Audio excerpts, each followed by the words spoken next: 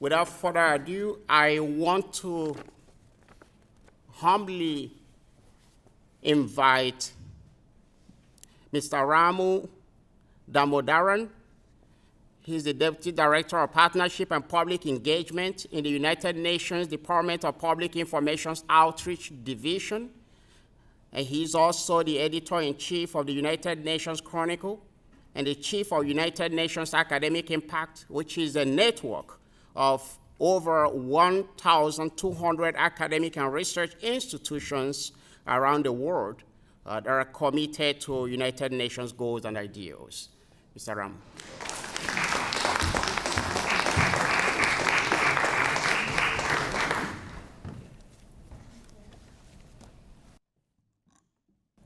Thank you. Thank you so much, Basil, if I may. Thank you for inviting me here. I think it's always a privilege for us at the United Nations to know that there is a world of New York beyond the immediacy of Manhattan and our headquarters. And each time that I am privileged to venture out into the other boroughs, even though it's not too long a car or train ride away, I realize how much commonality we have between what we are doing in the chambers of the United Nations and what you are doing over here. And as I was driving here today, I thought of the word mercy, which obviously animates the name of this institution, this college. And I tried to find definitions of it, and not surprisingly, the possible definitions of that word are varied. In some ways, I think the most powerful and relevant definition that I came across is the ability to, with love, respond to an expressed human need in an unexpected manner.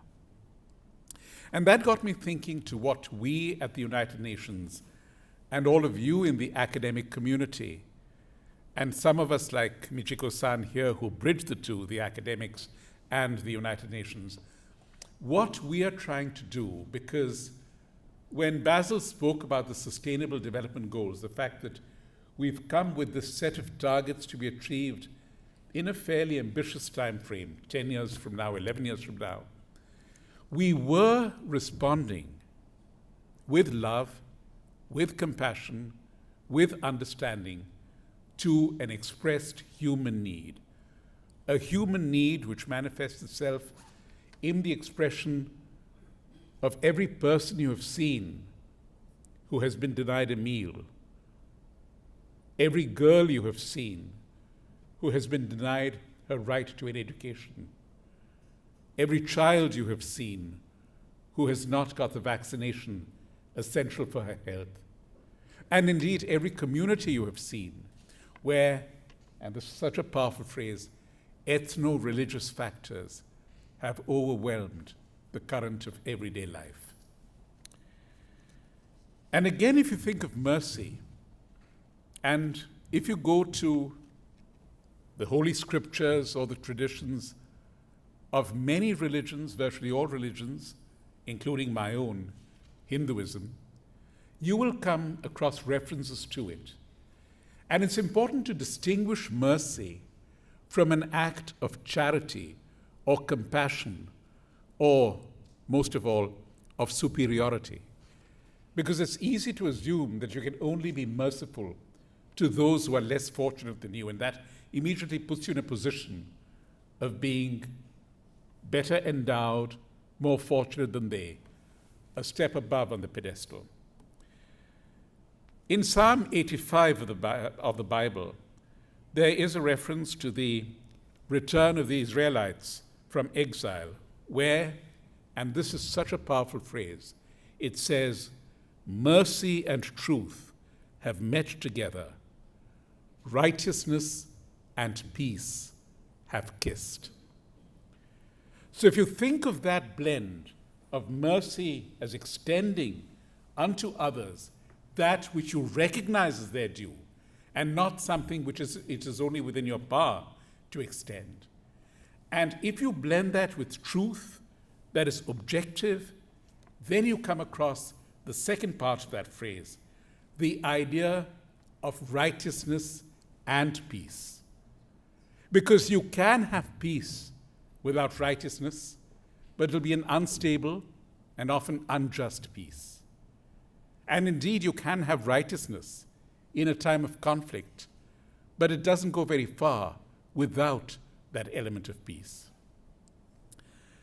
I asked you to think about all of this because in the context of the truth and the fact that we recognize truth as objective, and that in many ways animates what the United Nations does, these Sustainable Development Goals, but it also goes beyond that because I think for all of us working, whether as scholars or as practitioners in international relations, it is critical to realize that you might approach problems, you might approach other individuals with objectivity.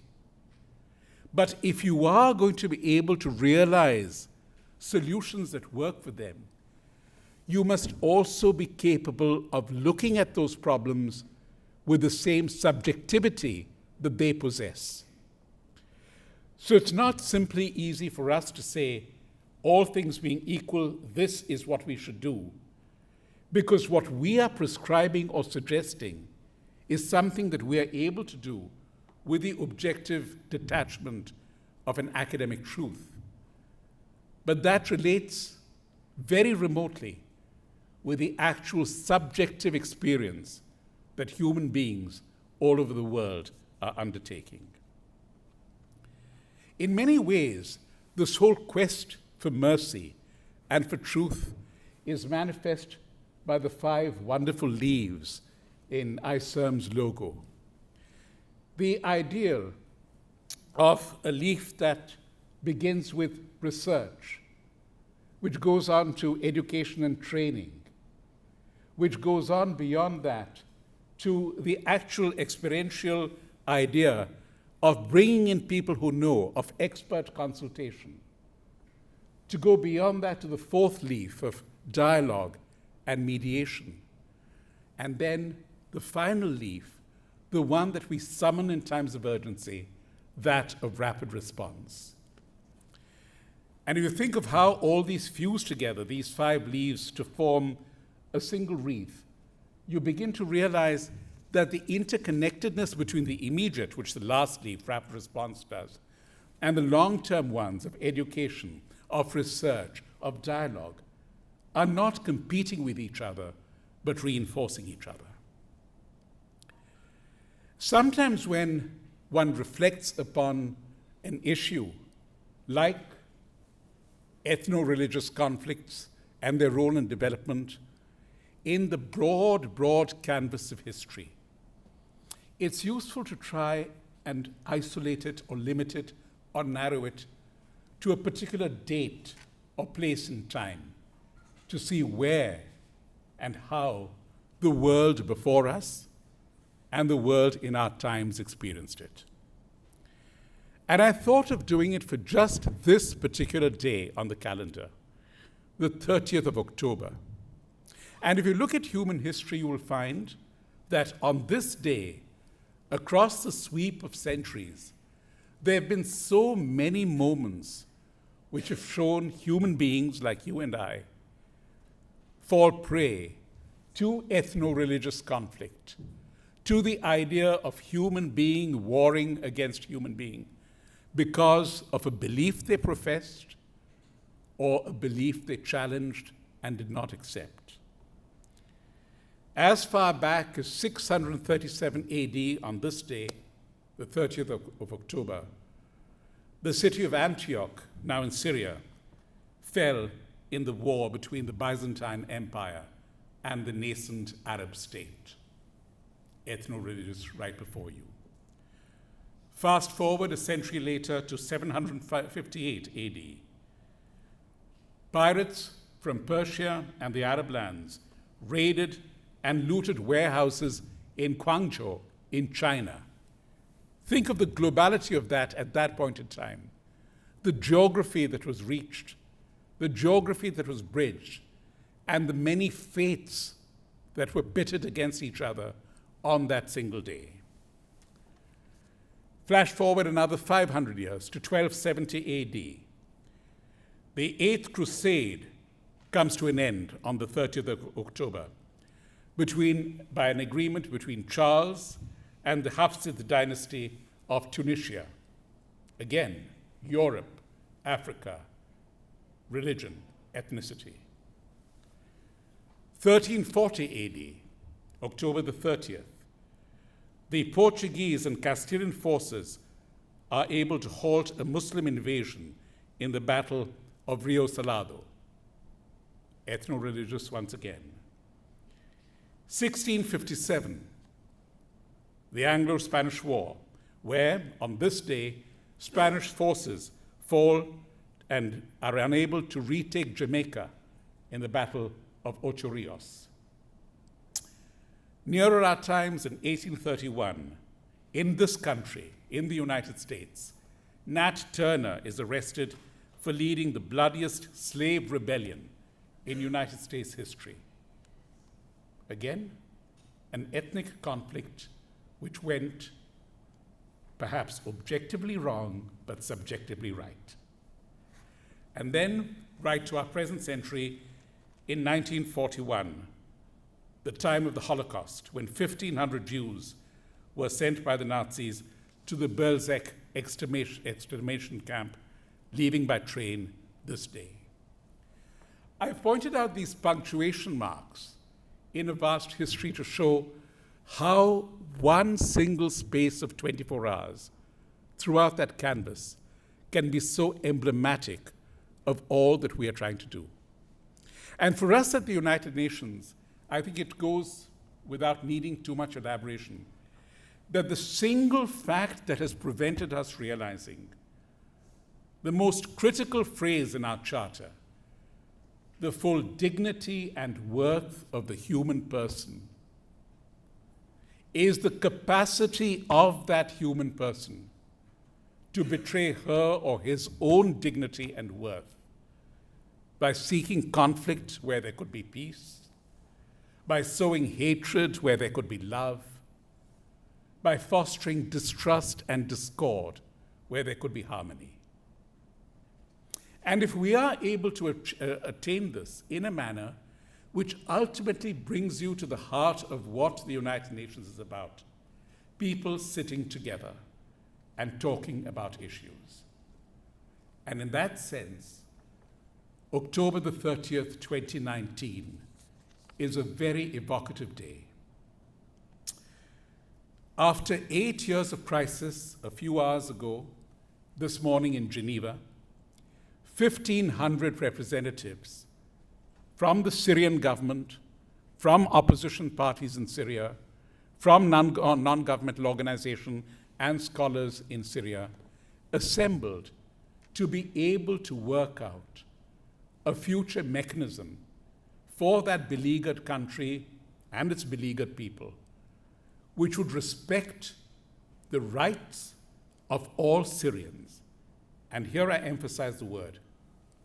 It is a right that has to be attained and created by the people of Syria. You will find many causes attributed to what has happened in Syria in the last few years.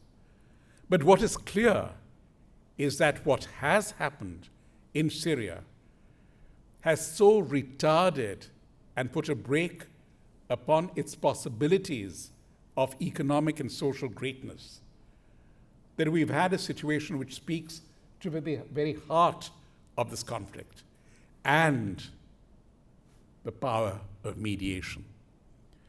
Because it was the United Nations and it is the United Nations which sought very determinedly to work at 3 distinct levels in this conflict. The first is the universal political mechanism through actions by the Security Council, which laid down unanimously the terms for which peace must come to Syria. And very broadly speaking, those terms were that of respect for everyone involved in the Syrian political process, be it the government or be it people outside, within that country. The second is the idea of the United Nations not just as a stage where the Security Council sits, but as an actor which goes and takes part in the actual negotiations, privately, bilaterally, collectively, without attempting to prescribe solutions, but saying, this is what we must do if people will have the willingness, the respect, and the courage to sit in the same room, on the same table. And that is what happened today. And the third process, which is really critical to the United Nations, is that of bringing in people who are academically, intellectually, and in a sense perhaps even morally, a little distant from the problem, who can look at it through the sharp eyes that women and men like you bring, to examine the possibilities from the lens of history, from experience, and of showing what has worked elsewhere, and more important, what has not worked elsewhere.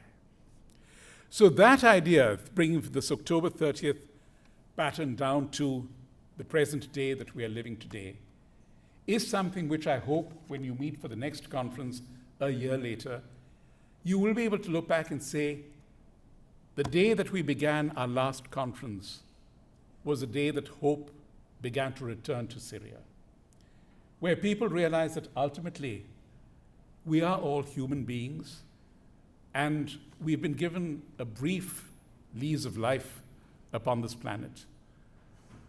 And to squander it in enmity, in animosity, in hatred, in brutality, does neither us or our legacy any good. Thinking back to the Sustainable Development Goals, I wanted to share with you a very brief snapshot of where we are. As you know, I won't go into too much detail, but we have 17 goals. And the remarkable thing is that when these were articulated in the year 2015, 4 years ago, we began looking at the targets that we were reaching from the premise of a base year, which was the year 2000, because that was the year for which we had statistics readily available. And then, as of a few months ago, we looked at the available indices for how we had fared in the year 2017 and 2018 to show where we are on the path to these goals. Although declining roughly throughout the period, poverty, the very first goal, roughly 9% of the world's population still lives in absolute poverty, and absolute poverty is defined as less than $1.9 a day. After extended progress, the number of people suffering from hunger is now on the rise globally. The neonatal mortality rate has consistently declined over this period. In the year 2000, it was 31 women per 1,000. In the year 2017, it came down to 18. Universal and equitable primary education is still at 90%. Not a bad figure, but not yet close to the 100% we aspire to reach by 2030. Major progress has been made in women's representation in parliaments. 24% of parliamentarians the world over are women. More people have access to safely managed sanitation today, a rise from 29% to 45%. The vast majority of the population has access to energy, almost 88%. Global unemployment has declined. Research and development has been increasingly prioritized by governments around the world. The share of national income going to labor, however, shows a downward trend. The numbers in informal urban settings, in slums, have declined. The global material footprint, that is the relation between how much you produce and how much you consume per capita, has increased. 183 of the 185 countries who signed the Paris Climate Change Accord have completed their commitment through national indicative measures to the accord. So that measure of accountability is on the rise and steadfast. Protected areas of marine biodiversity have increased. But forest areas, the life above land, have fallen. Less than half the countries in the world have human rights commitments in line with the Paris Principles on Human Rights, which were articulated in 1991. And finally, the last goal, that of Partnership for Development, the aspiration of developed countries putting 0.7% of their gross national product for development assistance is nowhere near. The current average is around 0.3%. So I shared these with you to give you a sense of the fact that while we are on track towards 2030, there are many areas where we are short, maybe not desperately short, but we have to realize that there are retardants in the process. And I'm not going to, at this stage in this conversation, analyze each of these in turn. But I would be willing to suggest to you that if you put down the areas where success has been remarkable, areas where success has been average, and areas where, frankly, success has been elusive, you will find a distinct correlation to ethno-religious conflict.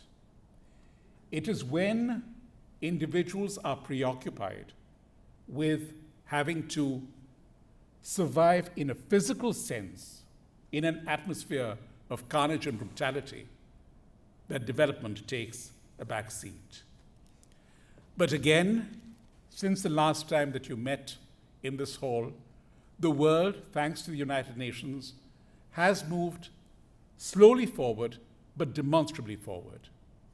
In Africa, we've had a peace accord recognized last month or earlier this month in the Nobel Peace Prize between Ethiopia and Eritrea, which has really opened up the possibilities of development in the Horn of Africa. We've had continuing conflict in Yemen, but we've been able to, again, through a UN-mediated process, been able to open up the key port of Odaya to transit and to trade. So all these punctuation marks, thinking of South Sudan, the fact that we are now on the threshold of a possible power-sharing agreement in that beleaguered country, again negotiated by the United Nations. I'm mentioning these because all of these countries are important in the global development landscape, whether as a source of commodities like oil, or the source of human capital, or the source of a physical attraction to tourism. All of that can be restored if we are able to address the heart of the conflict. I wanted to leave you with this thought, and I'd be grateful for any thoughts that you might have, because, as I said, you are the people who have been working in this field and in so many areas. What I venture to suggest you will find is that if every one of the experiences that you share in your subsequent sessions, as Basil mentioned, they bring in expertise from different parts of the world. You might have expertise from Slovakia, from Nigeria. These blend in, and then you will share the essential basis of a common human experience. And that brings me back right to the phrase that I suggested to you at the beginning: the dignity and the worth of the human person. Those are very carefully chosen words at the time that the UN Charter was drafted in 1945. The dignity of the human person is something which had been philosophically, intellectually asserted throughout time. But no one really thought it would be even necessary to talk about the worth of the human person till in the years between 1939 and 1945, Adolf Hitler showed that there could be complete contempt and disdain for that worth, that human beings could be shepherded in trucks into gas chambers and allowed slowly to extinguish themselves. They were considered worthless. Today, that worth has a challenge of its own. It may not be as deliberate, as planned, as methodical in its execution. But when you send children and women and men into a war which is based on nothing but greed and avarice and the falsehood of their convictions, you demean human life to a worthlessness which is equally perilous. Together, with your minds and with the capacity of the United Nations to act in the way it was designed to, unitedly, we can restore that worth and that dignity. Thank you.